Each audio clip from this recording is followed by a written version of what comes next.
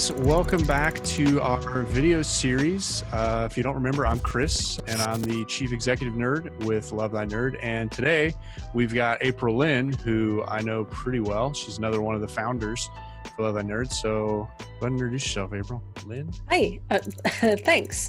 I'm April-Lyn. I am the Chief Resource Nerd at Love Thy Nerd here, and that's me. What does a Chief Resource Nerd do? A Chief Resource Nerd is responsible for gathering content that is helpful information, educational, to help people out with questions related to nerddom, how to run better game nights, how to use the information they know to serve the nerds around them. So actually, April-Lyn's way underselling herself, not surprising anyone. But she's honestly one of the biggest parts behind this entire thing that we're doing. The whole PDF package, she wrote most of that. This is her jam, helping leaders like yourself, ministry leaders, church leaders, youth leaders, people in the trenches, helping them better understand nerds and reaching them in a better way. So that's her whole thing. So super glad to have her here for this video, which is kind of the very first video of this series aside from the intro we did, and that is our phase one of this whole project, which is finding affinity with your students. So yeah, this video is kind of going to be talking about how do you find the games that your students are already playing, or how do you do research on your own, or how do you just find that commonality with your students so that you can build deeper, more meaningful relationships with them and continue to be Jesus to them. So, April-Lyn, you and I were talking a little while ago about just this idea of curiosity, and I'd love for you to share sort of your heart behind that. Yeah, so I think that really the first thing to start with in this whole idea of playing games with your students in a way that's going to reach them and disciple them is you have to be curious about what they love and what they want to do. Because if you go into it, with this grand plan and suggest a game that they have zero interest in, that doesn't show that you love them. It shows that you're going in with a plan and they have to go along with it. So if you are exhibiting curiosity about, hey, what is it that my students love? How can I learn? How can I understand them and what they love about it and, reach them on that deep personal level? Then this is going to be an effective tool for ministry. Yeah. I don't know who said it. Maybe I made it up and I should take credit for it, but I heard somebody say one time, like, it's really hard to value a person and devalue their culture. Yeah, exactly. And unfortunately, I think that's something that the church at large has done with nerds, and especially with video games, is that we've kind of woven this narrative that video games are either stupid or at worst they're sinful.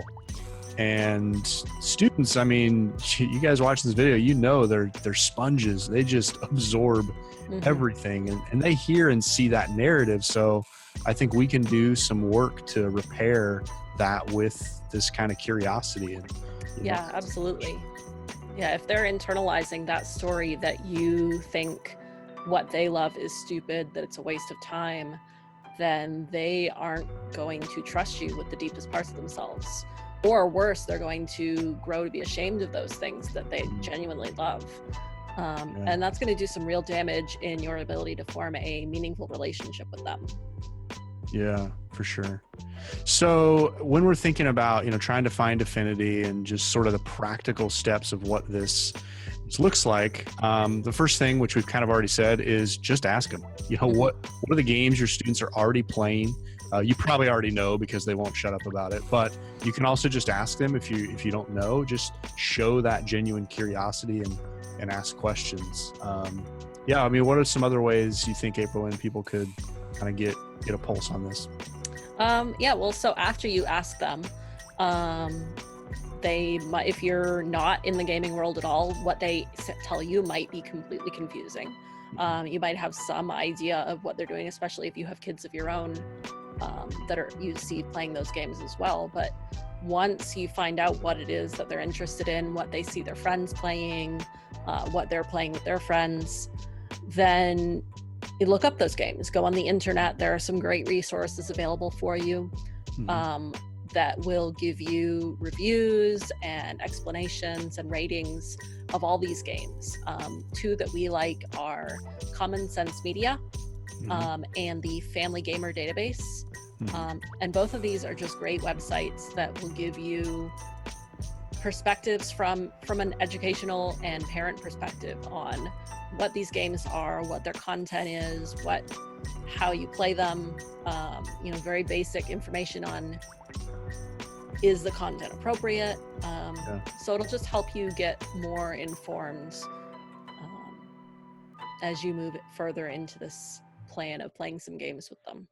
Yeah. And we're going to put those links down in the description of the video here. And I would also say, I mean, shameless plug here, our own site, lovethynerd.com. We have a ton of stuff on there. You can search our entire database of articles, and you just type in the name of a game.